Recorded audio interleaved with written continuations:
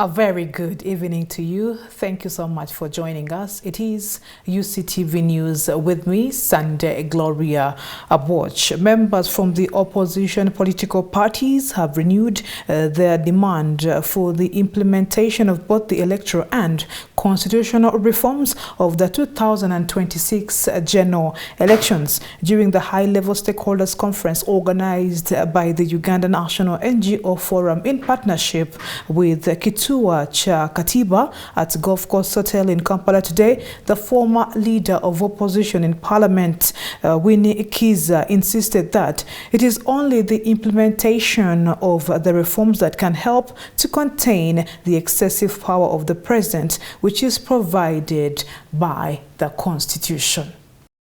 The Constitution of Uganda states that the power and authority of the government is derived from the people who are the sovereign in the country. However, the amendments like the removal of both the age and term limit, which came along since the Constitution's establishment, have at some extent proven to be distortions in the dispensation of the political, social and economic governance of the country. According to Winnie Kiza, the 1995 Constitution has been twisted and reshaped to serve and prolong the political life of the incumbent regime, as she explains. So as citizens, we need to begin asking ourselves these questions and hold our leaders accountable. Ensure that the necessary reforms are made before we get even to 2025. It is still early. If these reforms can come now, we engage the citizens, ensure that we have the separation of power. The presidency or the executive is different from the parliament and the judiciary, because these are put there to ensure that checks and balances are available. But when you fuse them and put them into the presidency, then the essence of good governance goes away. Winnie stressed that all the citizens are as well required to participate in the demand for the implementation of the badly needed reforms. But since we went into the Constitution of 1995, we have never had free, fair and credible elections, because after an election there are court petitions, and these court petitions have highlighted certain irregularities that we need to deal with as a country. And so we are gathered here today to see whether we can still contribute to the transformation agenda of our country, to see whether we can still contribute to the necessary safety valves that are needed for a better running of democracy, for a better management of our society, and we see whether the excess powers that the president has, we can find a way of trimming them. The president appoints the ministers, the president appoints members of the electoral commission, the president appoints the judiciary, to the extent that if you have anything against the president, you can't go to the judiciary and you think you will overcome. You can't cut, I know that the judiciary is also tight. You can't cut an arm that feeds you.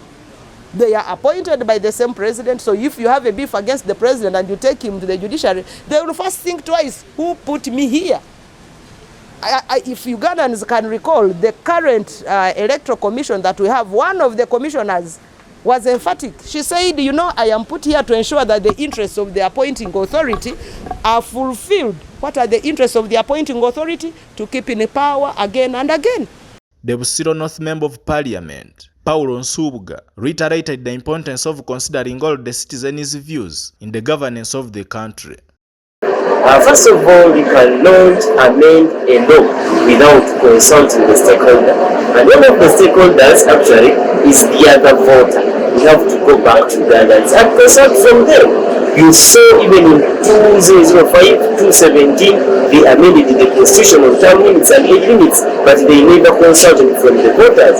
Even me in my constituency, voters we are not consulted. So as we are heading for constitutional reforms, actually comprehensive constitutional reforms and electoral reforms, we have to make sure that we engage the stakeholders, and the stakeholders are our voters, are the citizens of Uganda. Joseph Kabali, Uctv News.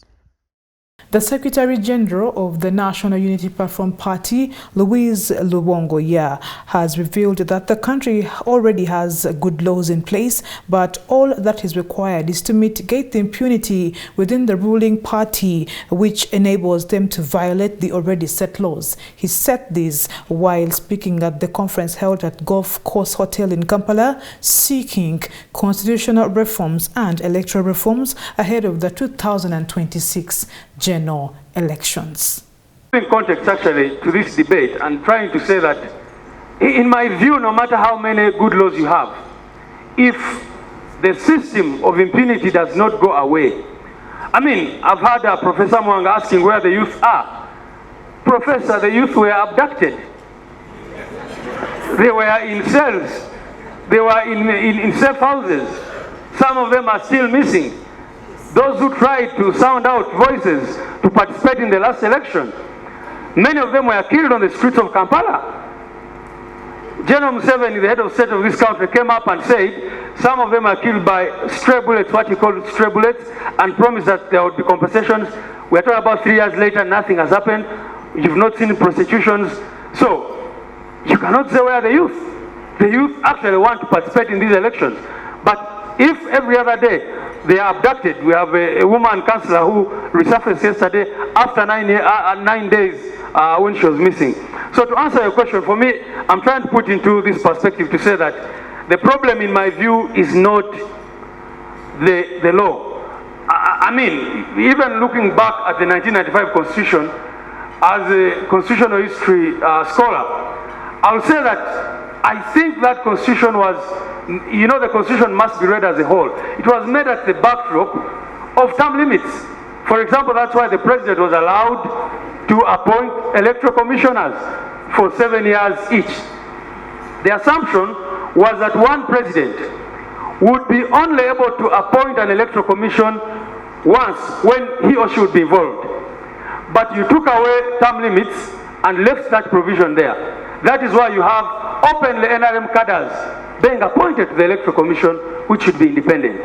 So then the problem is not the law. The problem is the impunity. The problem is the rulers who do not care about the law, who want to stay in power at all costs. And as we have seen, every time the law becomes a hindrance in their way, they just kick it aside. For example, the Parliament, incidentally before the last election, amended the Presidential Elections Act to say that all candidates should be given equal access to media owned by the government. But you know what happened? How presidential candidate was unlawfully removed from radio stations across the country. I personally went around this town looking for space to advertise for billboards. And the owners of these companies said they had a ban. They couldn't allow us advertise. And some of them were frank. They said the last time Dr. Bessie was allowed on some of these companies to have billboards, actually, some of these companies were slapped with billions in taxes and they ran out of business. So no one was willing to have the Honorable Chagulanyi Sentamu Robert on their billboards in Kampala. So is then the problem with the law, or is it the impunity? So my view, ladies and gentlemen, good enough I'm here with the intellectuals and the educated class. Let us rise up and fight impunity in this country. That will be the solution to this, our country. Mfenge chibina chenarem kakati omuntu okulowooza nti owenarem bwayogera oyo ye eddoboozi lye teryetaagibwa naye opposition bwayogera eddoboozi liba ly'amaanyi. Ffe abantu abafa ab'NRM twababuuza ku nsonga eyo, bagamba kirala n'abalala bagamba kirala. Ekibiina ekiwangudde obuyinza okuva mu 1996 paka kati bw'ogamba nti nno kyo tekirina bantu be kibuuza, kiba kukweka mutwe mu musenyu. Sigambye nti nno ekisooka sikkiriza nti byeyongera bweyongezi. We twatandikira nga buli kibiina mu 1980 buli kibiina kyalina akasanduuko kaakyo, nga DP ina akasanduuko kaayo, UPC ina akayo, UPM yalina akayo ne CP. Olwaliro ffenna tuteeka obululu mu kasanduuko kamu. Ekyo kimu. Ekyokubiri ng'abantu tebabeerawo nga balonda. Bw'amala okulonda tambula ogende, obusanduuko ne babusitula ne babutwala ku ssaza emmotoka z'amagye ne zibutwala ku ssaza ne babalira eyo ne bategeeza abantu ebivuddeyo. Olwaleero omuntu waddembe okusibawo olunaku lulamba n'ava ku polling station ng'ani amanya ni awangudde ni anaawanguddwa. Ennongosereza yaleetebwa ne baga nti amagye galekerawo okulondera mu barracks.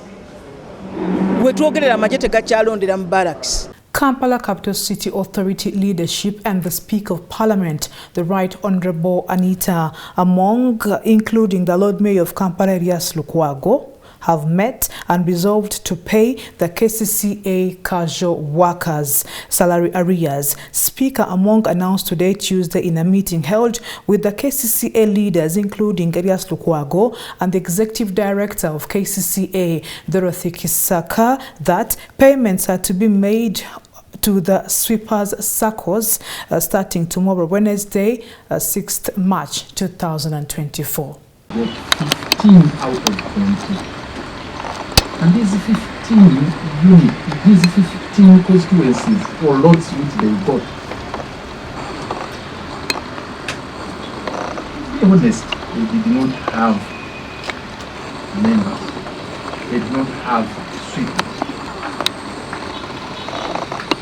Up to now, Right Honourable Speaker, I'm shocked the ED is still talking about the verification exercise up to this particular moment. No one has clear figures of how many we have. 2, for the circles, we agreed and said let's conduct verification. Yes, and it was done, an audit was done, and we were told they were established to be 3,045 or 3,085, whichever the number is, but at least an audit was conducted. And we thought on that things they would be paid.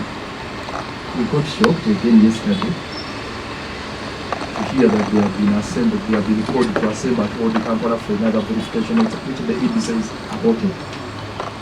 And then their counterparts in 7 Hills were called at stay home. Honestly speaking, I don't know the games being played here. I really don't understand. You wonder what reason were they called?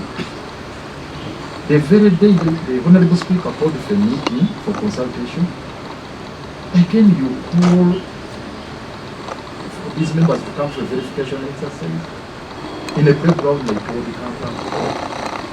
I imagined and said, if you have 5,000, how are you going to do it?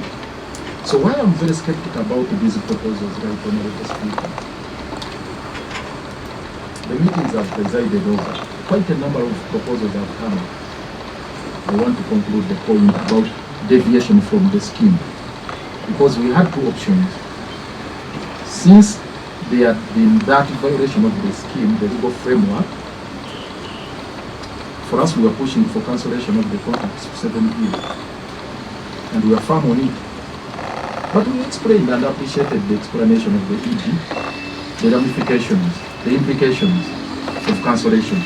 Then we said, okay, if we cannot cancel, how do we have these people accommodated? Now this is the genesis of that phenomenon, Madam Speaker, of vulnerable. These people of 7 Hills were very hard. They said for us we can only accommodate 10% of all the circles. I said, but who are you? Then somehow they relaxed and said, okay, 30%. Then we understand that's how it went to State House. And that's where the executive directive came up and said 100% absorption. Then we said, no, it has to be harmonization. These circles are independent of each other. I'm afraid, Madam Speaker, and I want to be... And you want to bundle them with the other people? Please let those people remain where they are. The 7 Hills also remain where they are. They work, they all do the work, and they are paid according to what they do. Yes. And for, yes, it's a resolution. And for us as Parliament, we are going to address these people, telling them this is what we have agreed. Let's not do any politicking. There is a way my good friends try to divert things. You need to report the right things that have been that has been agreed. Yes, These leaders, they go there and withdraw money in sacks. The leaders of Seven Hills, and they begin paying whoever they deem fit. They say, I'll pay you. And the payments vary. Yesterday they were mobilizing, each of them giving them 5,000, 2,000, what, so that they can come and... So that's how they conduct the business. And we're not going to be intimidated. We're not going to be intimidated by Seven Hills because they mobilize like that, they pay. It's just handouts for them. They withdraw money in sacks.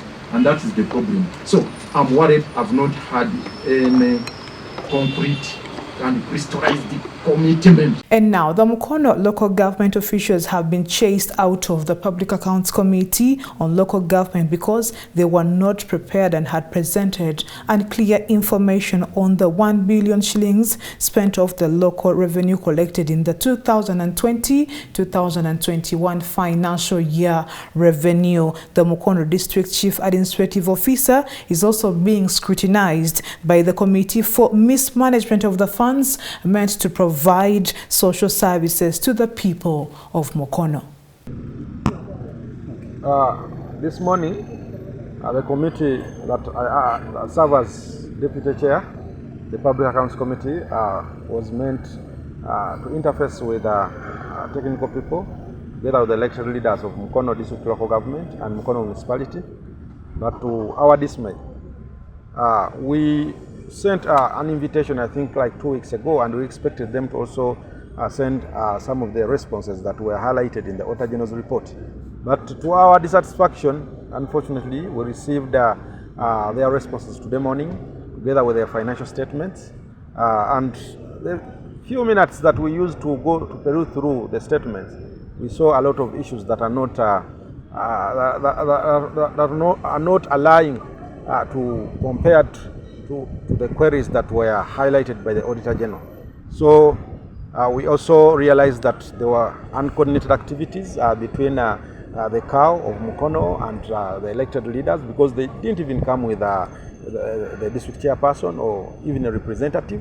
And when we also had an interface with the chairperson of Mukono District Local Public Accounts Committee, we also realized that they have not been working together. To our notice, it was found out today that they just had a meeting yesterday but one, and they are trying to see how they are going to respond before the Committee of Parliament. So our message goes out clearly to our brothers, those most especially the accounting officers who are responsible for managing most of the local governments. This time round, things are going to be different. We expect you to come when you're very much organized. If you are meant to send some of the communication in time, kindly do it, because we are doing this in the best interest. And we've had issues that most of local governments don't work hand in hand. They don't work in harmony. You find a cow doing different things that are not in acceptance with the district chairperson or a mayor. So we call all of them to order, and we want them to know that if there is a law that was put in place to serve for that purpose, kindly let us respect it. Because when you look at the Local Government Act, it clearly stipulates most of the responsibilities that each stakeholder is supposed to serve. So we have advised them to go back and prepare, and we shall write to them again to invite them, then so that they can give us clear information. But we want also to awake them that before maybe before like 2-3 years ago, they were used to these processes where they would be invited, they give lies, then go.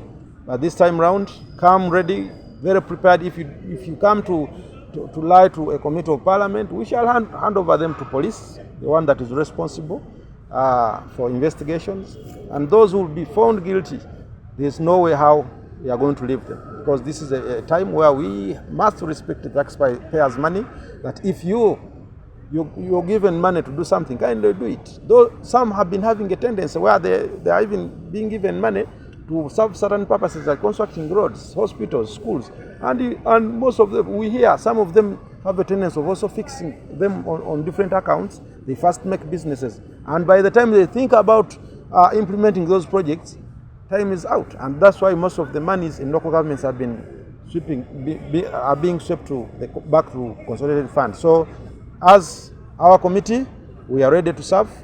Today it was Mukono, tomorrow we are going to meet other entities. And I think in the space of 3 months, we shall also come out here to give a report on most of our findings, that those who will be found not to do the right things will also be exposed. What should be done for these local governments to harmonize and really serve the people? That is very clear. The Local Governments Act is very clear. It stipulates the responsibilities that each stakeholder is supposed to serve. Kindly let them revisit the Local Government Act so that it can guide them. Because I don't think as members of Parliament we are going to intervene in the misunderstandings that are found within districts. That is clear. It was Parliament passed a law which they are supposed to follow. So I call upon all of them also to go and revisit it. If you're a cow and you think you're going to work alone, that is very wrong. If you're a mayor or a district chairperson, a certain committee that was appointed by council, and you think you're going to do your own things, that is also wrong. So I think that can easily be sorted because there is a clear law that is supposed to guide all of those local governments. And away from that, let's take a look at our segment Today in History.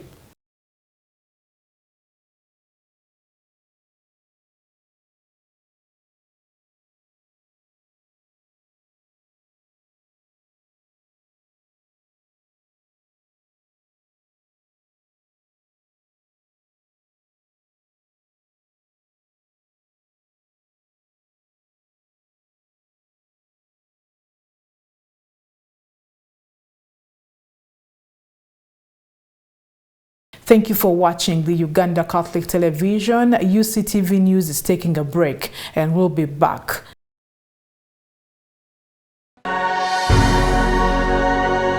UCTV, good news for all.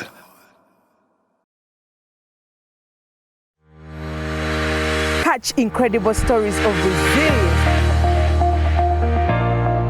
success. You can manage that money with a topping of inspiration. Get interested in people, not interested in yourself. Inspire, achieve, repeat.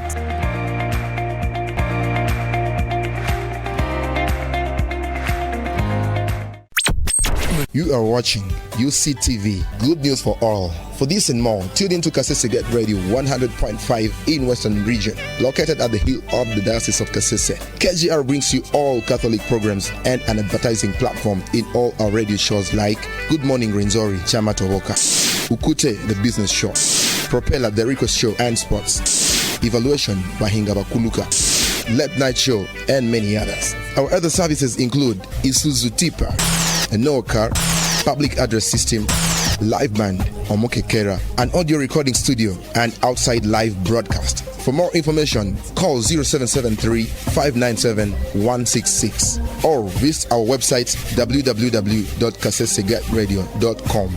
Kasese Radio, Omusondoria, the voice of truth.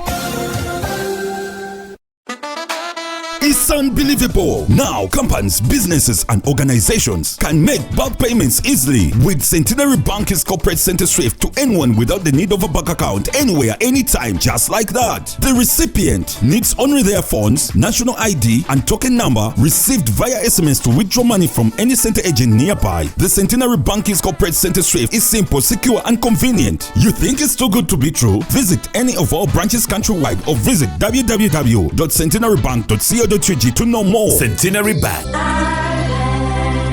Centenary Bank is a member center group regulated by the Bank of Uganda. Customer deposits of up to 10 million shillings are protected by the Deposit Protection Fund of Uganda. Terms and conditions apply. UCTV, good news for all.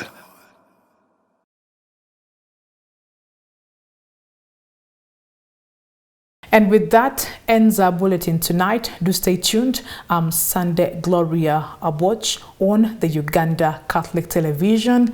Good news for all.